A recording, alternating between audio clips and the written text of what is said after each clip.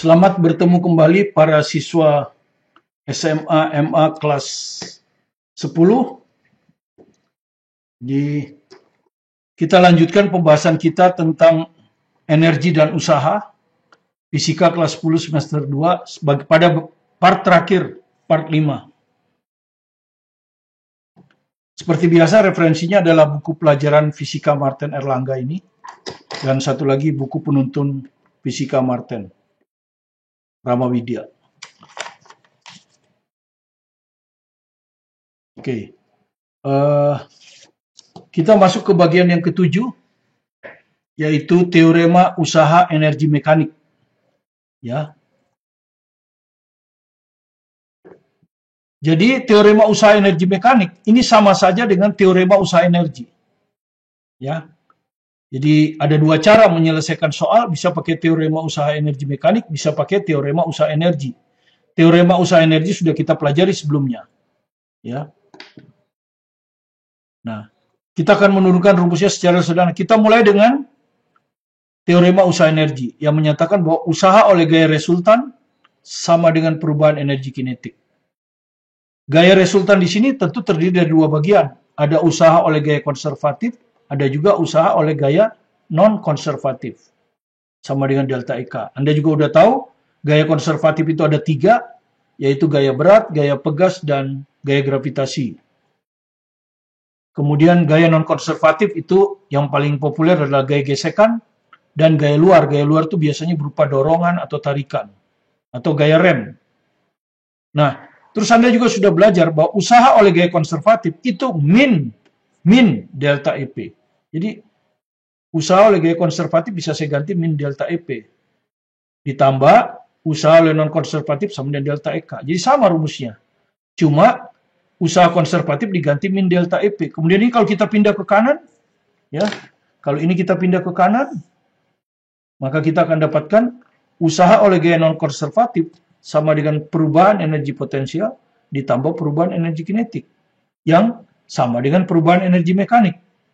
Sehingga bisa kita tulis usaha oleh non-konservatif sama dengan delta EM.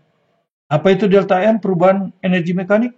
Energi mekanik akhir dikurangi energi mekanik awal. Inilah yang kita sebut dengan teorema usaha energi mekanik, yang sebetulnya sama dengan teorema usaha energi. Ya.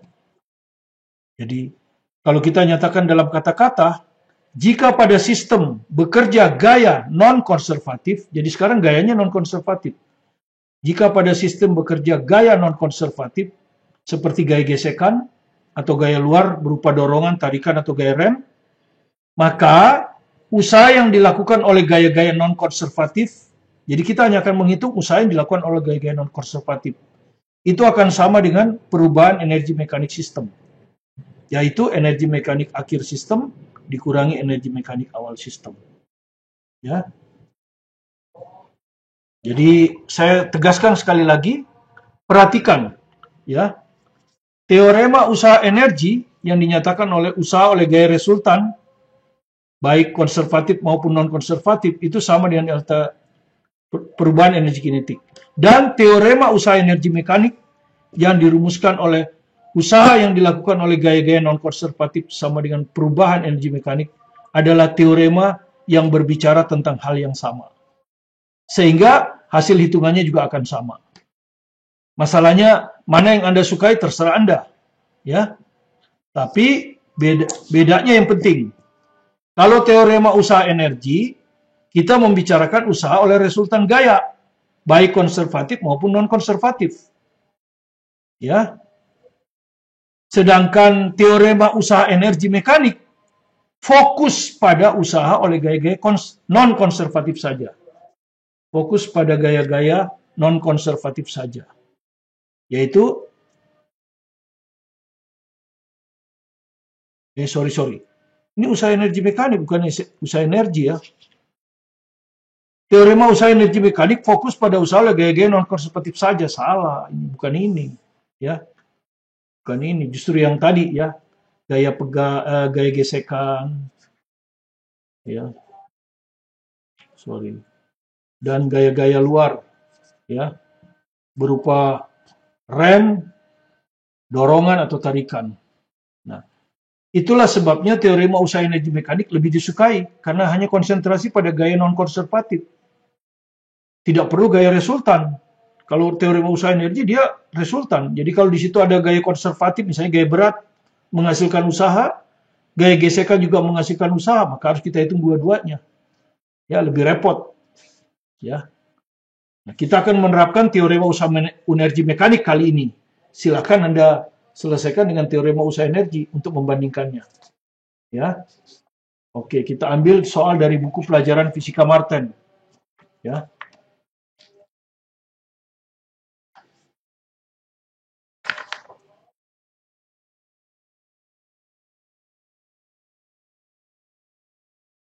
Jadi ini ada sebuah balok bermasa 2 kg, ini balok ini nih.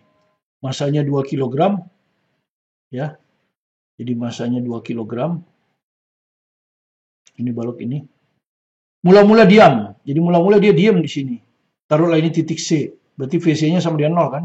Kalau diam kan VC-nya 0. Kemudian dilepaskan dari puncak bidang lengkung yang berbentuk seperempat lingkaran. Jadi ini tuh seperempat lingkaran. Ya. Ini jari-jarinya R. Ini juga R. Kemudian balok meluncur pada bidang datar dan berhenti di B. Jadi meluncur di bidang datar. Akhirnya berhenti di B. Ya, sesuai dengan gambar ini, CAB. Yang berjarak 3 meter dari titik awal bidang datar A. Bidang datar A ini kan ini. Nah, ini bidang. Ini 3 meter. Ini perpindahan di bidang datar kan? 3 meter. Ya. Berhenti ya. Di B ini berhenti. Kalau berhenti itu kecepatan akhirnya juga 0.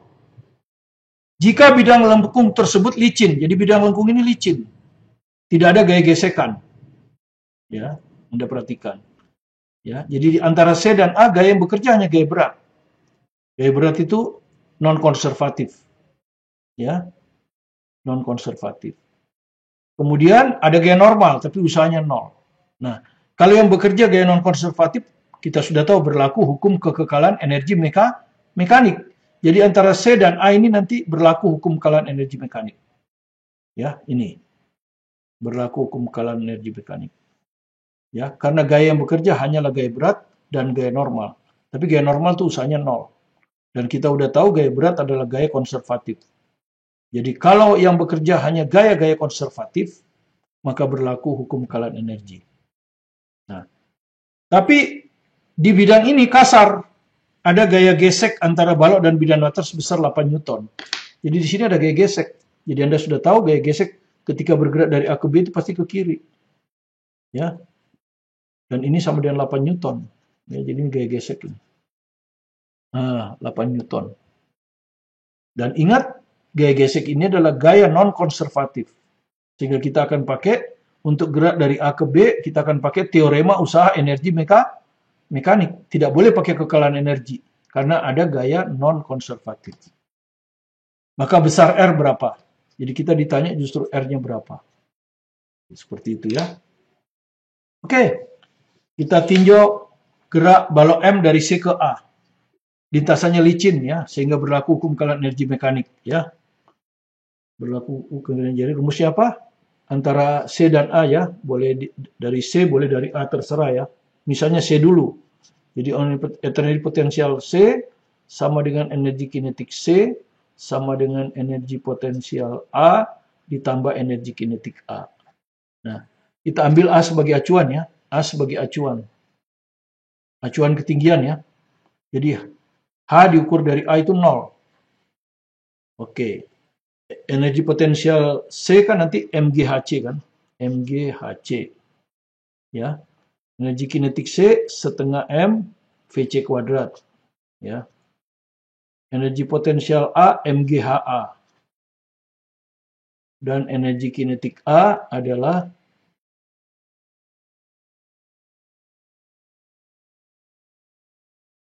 energi kinetik A saja. Ya. Kalau usah kita hitung, ya. Energi kinetik A saja. Ya. Karena kita untuk menggunakan teorema usaha energi mekanik kan kita perlukan kan cuma energi kinetik dan energi potensial. Oke. Sekarang kita mulai hitung ya. VC 0, berarti ini 0. Ya, ini 0. Kemudian HA 0. Ya, HA itu 0. Karena kita ambil acuannya di sini. Jadi ini 0. Dengan demikian energi kinetik A langsung bisa dihitung ya. Tinggal ini hilang sudah kan. Jadi energi kinetik A sama dengan mGHC. Nah, M-nya adalah 2 kilo. Gravitasi 10. HC itu ketinggian vertikal ya. Ketinggian vertikal dari C. Jadi HC itu yang ini. Nah, ketinggian vertikal. Sama dengan R. Itu yang ditanyakan. Nah, ya, jadi dari sini kita dapat energi kinetik A adalah 20 R. Kita nggak tahu R-nya yang ditanya. Ini justru ditanya. Ya, oke. Sekarang kita tinjau gerak. Tinjau gerak M dari A ke B. Bekerja gaya gesekan F 8 Newton. Dan ini merupakan gaya non-konservatif.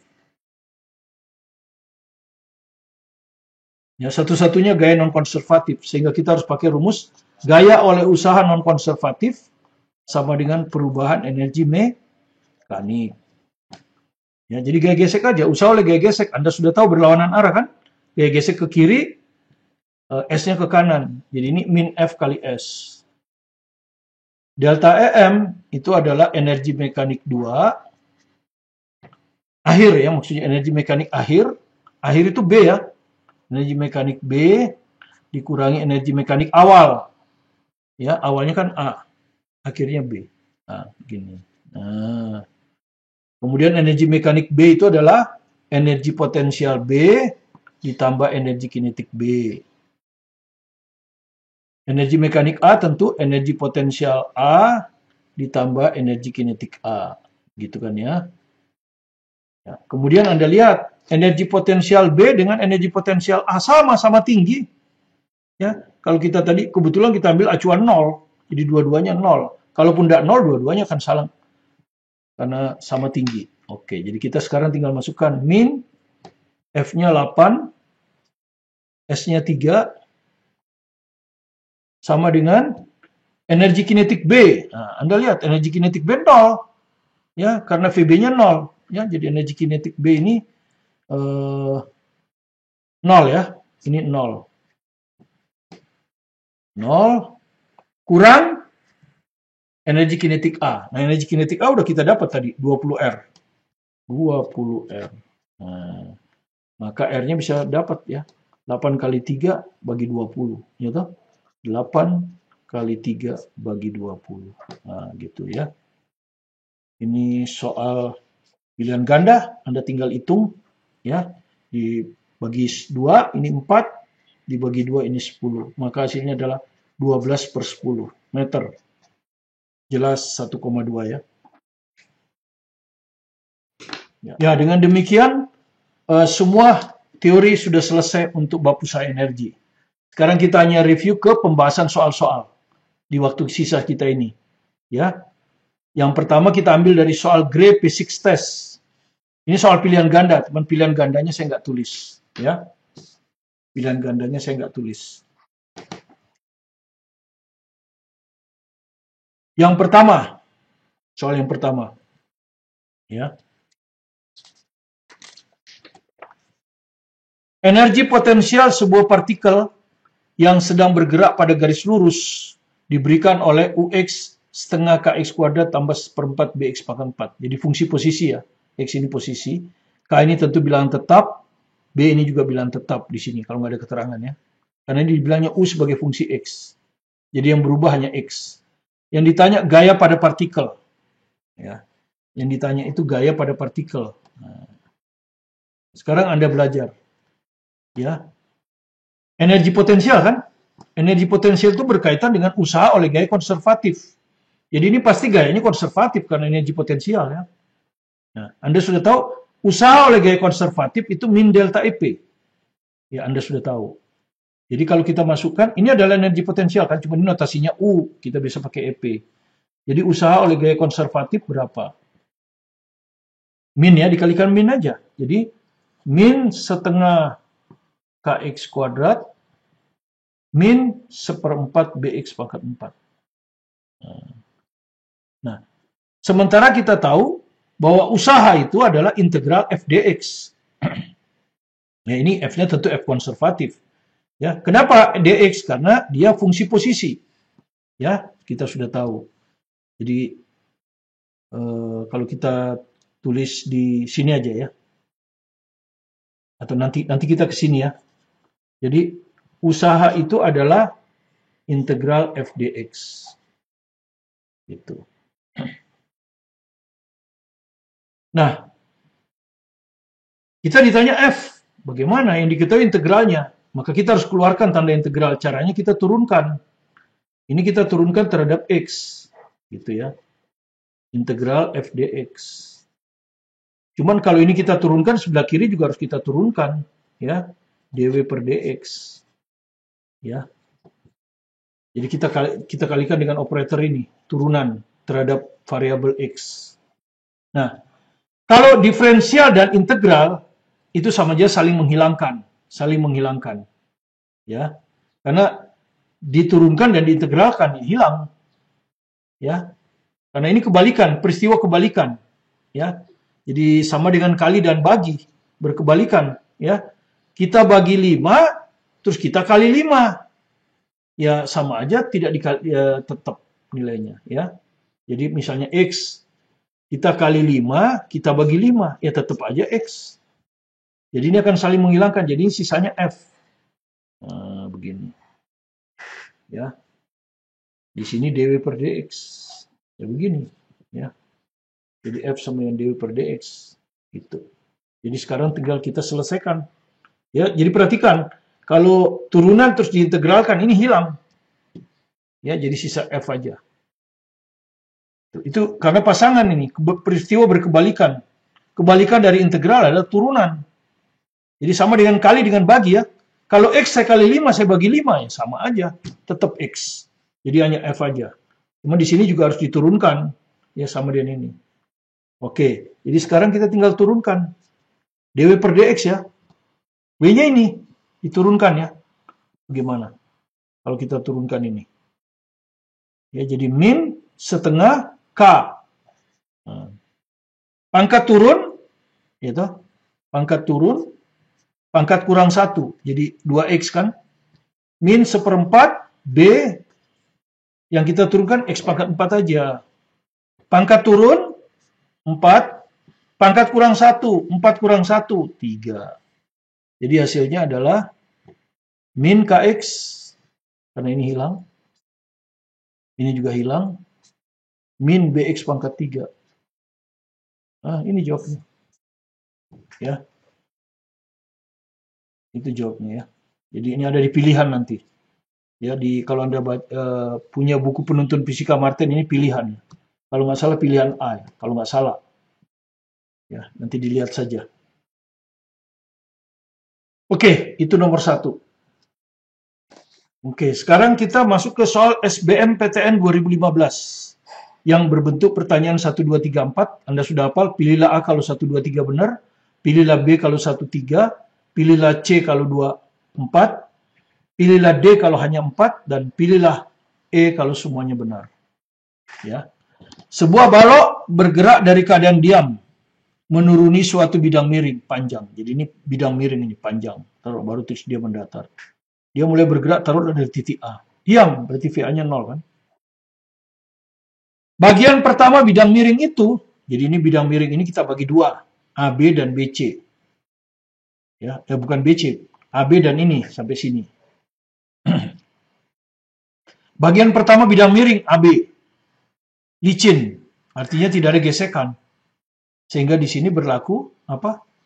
Hukum kekekalan energi mekanik itu. Dan bagian berikutnya sampai ke dasar bersifat kasar. Nah, ini kasar ini. Ada gaya gesek ya. Jadi di sini akan ada gaya gesek ke sana. Nah. Sehingga di sini kalaupun mau berlaku, yang berlaku adalah teorema usaha energi. Mekanik ya, teorema usaha energi mekanik. Setelah bergerak selama beberapa saat di bagian yang kasar, karena ada gesekan, balok berhenti. Nah, anggap aja di C berhenti dia. Anggap aja di C dia berhenti. Berarti VC-nya sama dengan 0.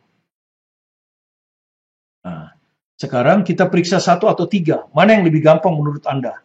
Ya, saya akan meriksa salah satu aja. Yang satu lagi nanti kita cek setelah kita pilih jawaban. Sesuai dengan efisiensi waktu. Nah, 1, usaha total pada balok sama dengan 0. Usaha total itu artinya dari A sampai C. Oke, Anda nggak ngerti. Yang nomor 3 Anda lihat. Usaha oleh gaya gesek tidak sama dengan 0. Nah, benar apa salah ini? Nomor 3 ini. Usaha oleh gaya gesek tidak sama dengan 0. Betul. Ini gaya gesek ke sini. Perpindahannya ke sana. Ya kan? Berarti usaha oleh gaya gesek adalah min F kali S. Nggak ada urusannya dengan kecepatan. Kecepatan boleh aja 0 yang urusan ini. Jadi jelas tidak 0 ya, tapi negatif ya. Ini akan hasilnya negatif. Jelas tidak 0. Jadi nomor 1 benar. Pernyataan nomor 1 itu benar. Nah, nomor 3 saya nggak akan periksa. Nanti aja saya periksa. Ya. Jadi 1 benar, maka 3 pasti benar.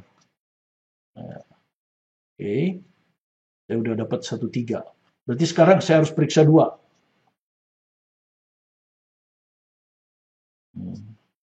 Ya. 2. Usaha oleh gaya gravitasi bernilai positif. Usaha oleh gaya gravitasi bernilai positif. Kita lihat. Dari A ini gaya gravitasi kan ke bawah ini. Maksudnya gaya berat ini. Karena ini kan dekat dengan permukaan bumi. Mg ini kan. Ini gaya gravitasi. Kemudian taruhlah dia bergerak sampai B atau sampai C. Nggak ada masalah. Sampai berhenti kan gitu. Nah, begini. Anda lihat ya. Kalau saya perlihatkan. Nah, ini S-nya. Nah, Anda lihat sudutnya berapa? Ini kan.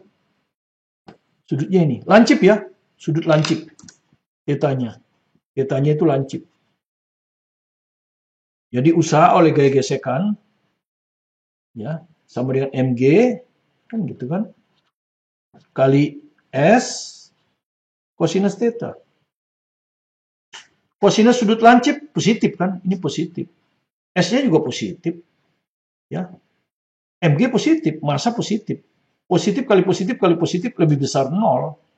Jadi usaha oleh gaya berat memang tidak 0. Ya. Tidak 0. Tidak 0. Ya. Jadi tidak 0 ini. Jadi benar. Jadi kita punya 1, 2, 3 kan. Baru punya 1, 2, 3 gitu. Ada lagi 4 kan. Jawaban E. Berarti kita harus periksa 4. Iya. Kalau 4-nya salah jawabnya A. Kalau 4-nya benar jawabnya E. Nah. Usaha oleh gaya gravitasi sama dengan perubahan energi potensial balok. Jadi dia bilang usaha oleh gaya gravitasi sama dengan perubahan energi potensial balok. Gaya gravitasi ini adalah gaya konservatif kan? Gravitasi ini adalah gaya konservatif. Dan Anda sudah tahu usaha oleh gaya konservatif itu min delta EP. Min delta EP bukan EP. Ya, minus perubahan energi potensial, minus, jadi ada kata minus. Ya. Ini nggak ada kata minus ini. Makanya kalau Anda tidak mengerti benar konsepnya, hanya banyak menghafal, Anda nggak bisa buat soal 1, 2, 3, 4. Pasti nggak bisa. Ya kan? Kalau menghafal, lebih repot sudah. Makanya kita ngerti bahwa gaya gravitasi ini gaya konservatif. Dan usaha oleh gaya konservatif itu minus. Jadi 4 salah. Ya, nggak ada minusnya. 4 salah. Dengan demikian jawabnya adalah A. Gitu.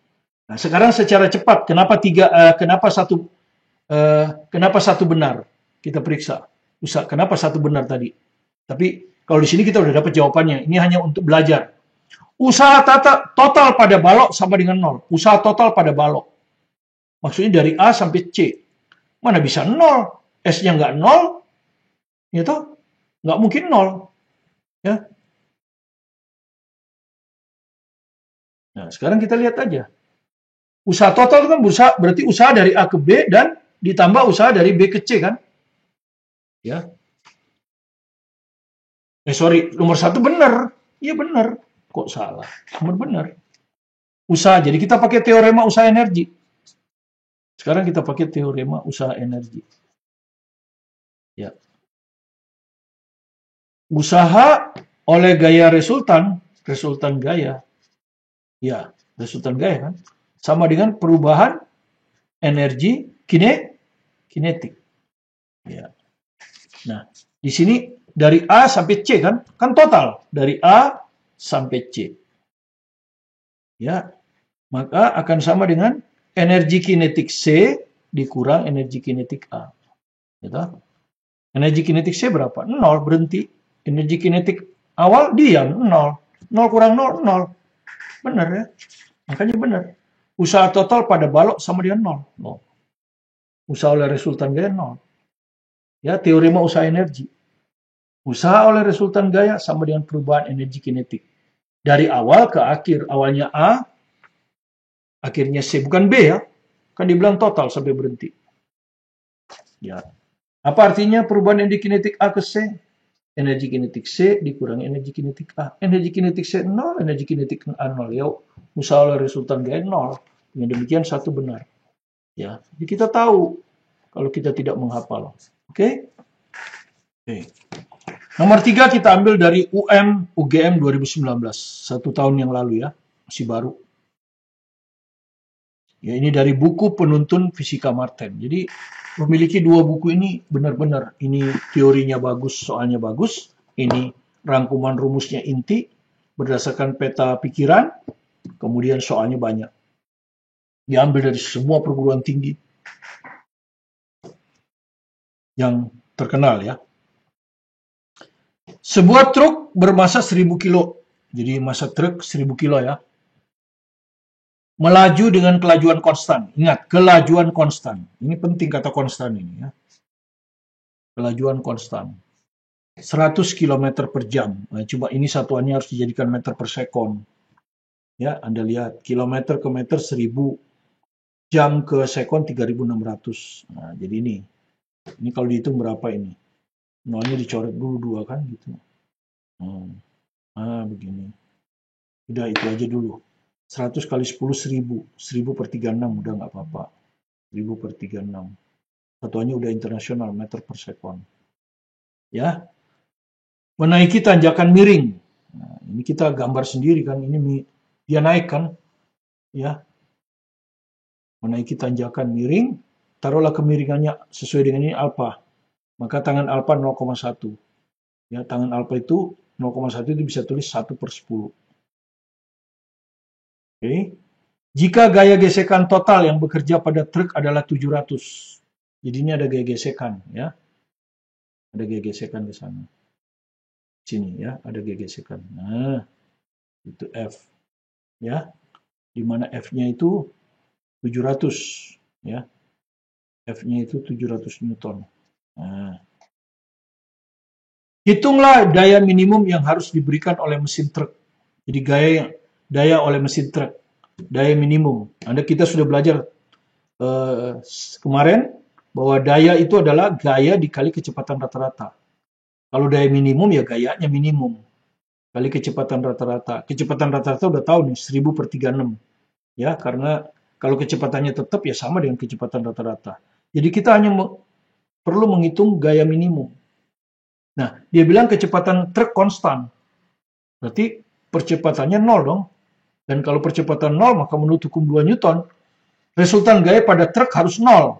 Nah, truk ini ada 2 gaya. Satu gaya gesekan dikerjakan oleh jalan. Satu lagi ada 3 ya. Satu lagi gaya berat tentu. Ya.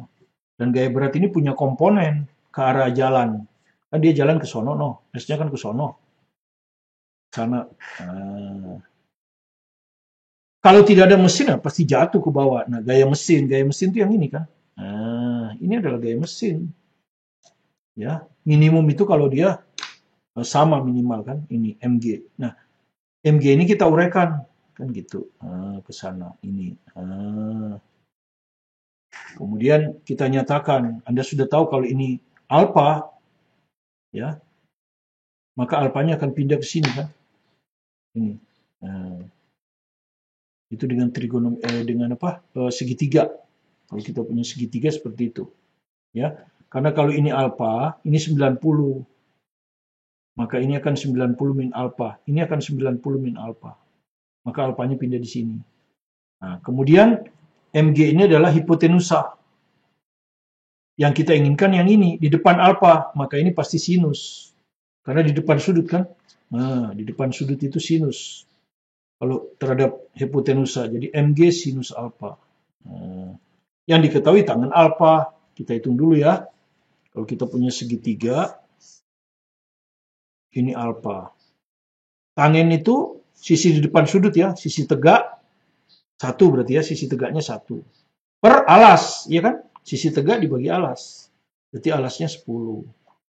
Berarti sisi miringnya akar 10 kuadrat ditambah 1, akar 101 ya, dihitung dengan dalil Pitagoras. Maka sinus alfa adalah sisi di depan sudut ya, sisi tegak. Ini sisi tegak ini. 1 dibagi hipotenusa. Hipotenusanya ini, hipo. Sisi miring, sisi di depan 90 ya. Sisi depan 90. Jadi sisi tegaknya 1, ininya akar 101. Ya, tapi akar 101 mendekati 10. Ya, jadi tetap aja sinus alfa itu 1/10. Ya, mendekati. Ya, karena akar 101 itu kalau Anda hitung 10,0 ya. Ya udah sama aja 1/10. Ya, dengan demikian sekarang kita bisa ngitung sigma F truk. Ambil aja ke atas plus. Ya, jadi ini plus F. Ya, dikurangi MG sin alfa. Dikurangi gaya gesek. Sama dengan 0. Karena itu gayanya kita sebut gaya minimum. Ya, karena dia bergerak dengan kecepatan konstan. Kalau F-nya tidak sama, dia akan bergerak dipercepat. Kalau F-nya lebih kecil, diperlambat.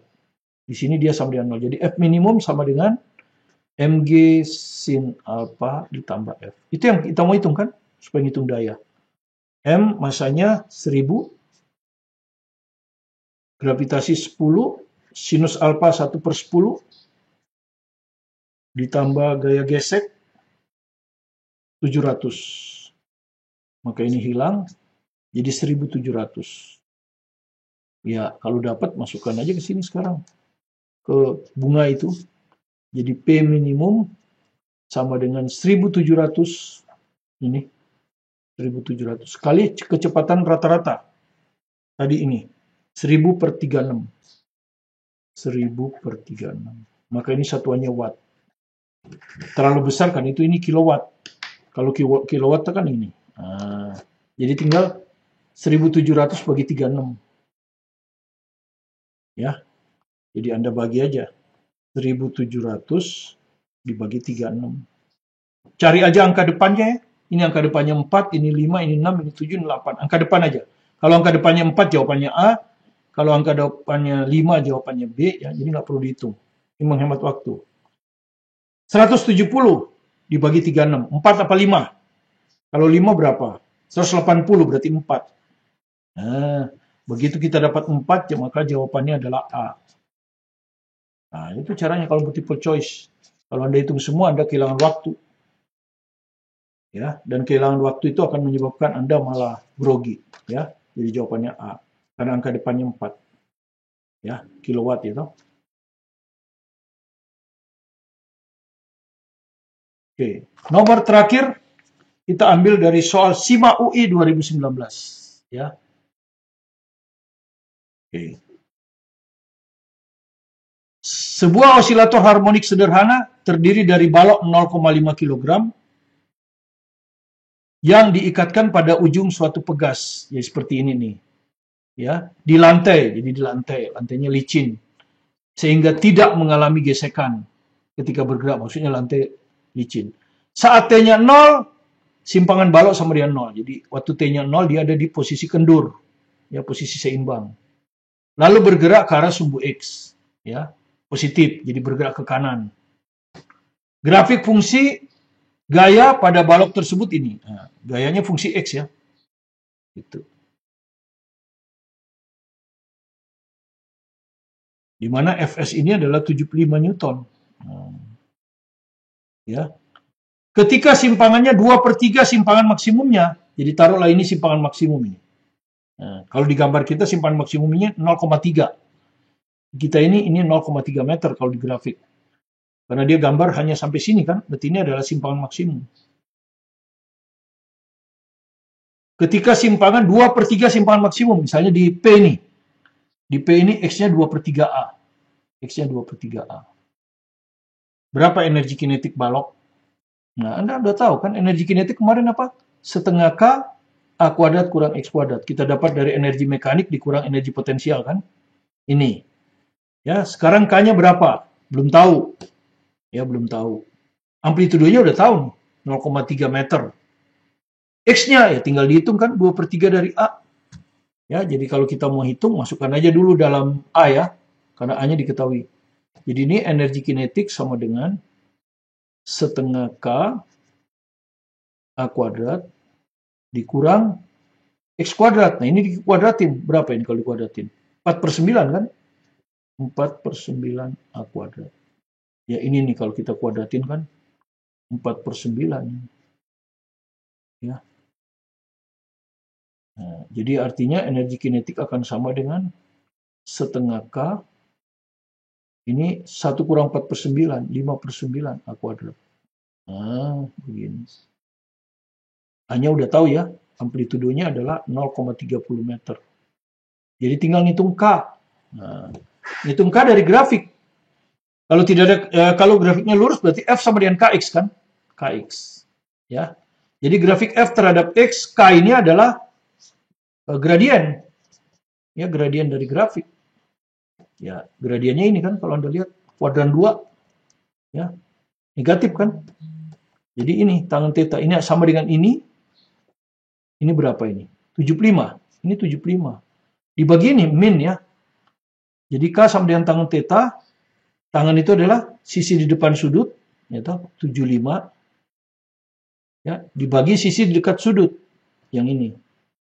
Min ya. Makanya K-nya negatif. Ya. Karena kita pakai Kx. Jadi sama dengan supaya ini dikalikan 10 ya. Jadi ini 750 dibagi min 3. Jadi K-nya min 250. Nah, gitu. Ya. K-nya min 250.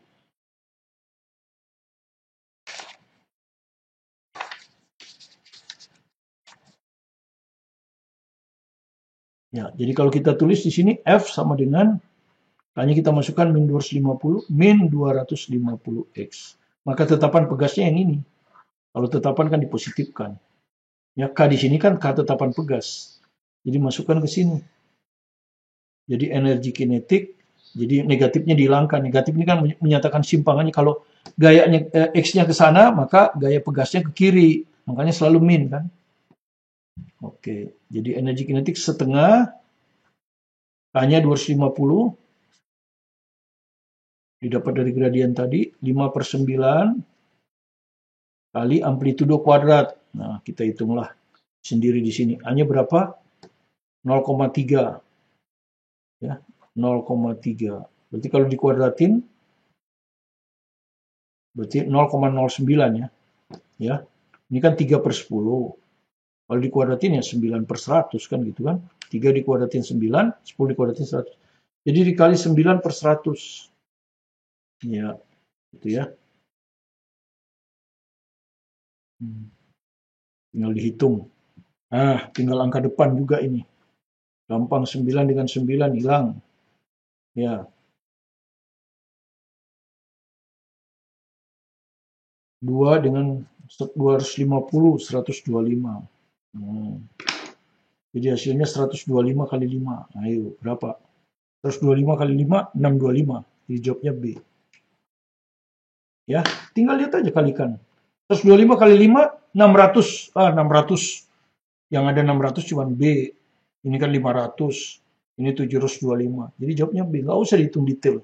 Kalau mau dihitung detail juga nggak ada masalah kan. Maksudnya kalau mau pilihan ganda mah nggak usah kan. Gini kan 6,25 Joule.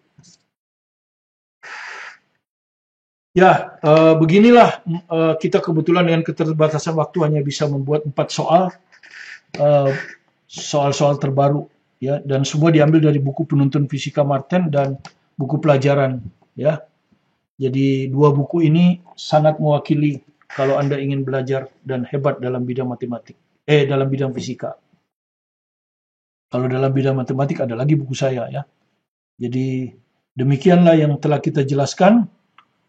Jika Anda merasa ada manfaatnya, silakan di-subscribe, like, dan komen, serta di-share ke teman-teman untuk belajar bersama. Sejak kelas 10 ini, sebagai fondasi untuk Anda menuju kelas 11 dan 12, belajarlah selangkah demi selangkah. Menggunakan buku yang terbaik, video pembelajaran sebanyak mungkin dari berbagai sumber, ambil yang baiknya, maka saya yakin Anda pasti sukses. Saya Martin Kanginan.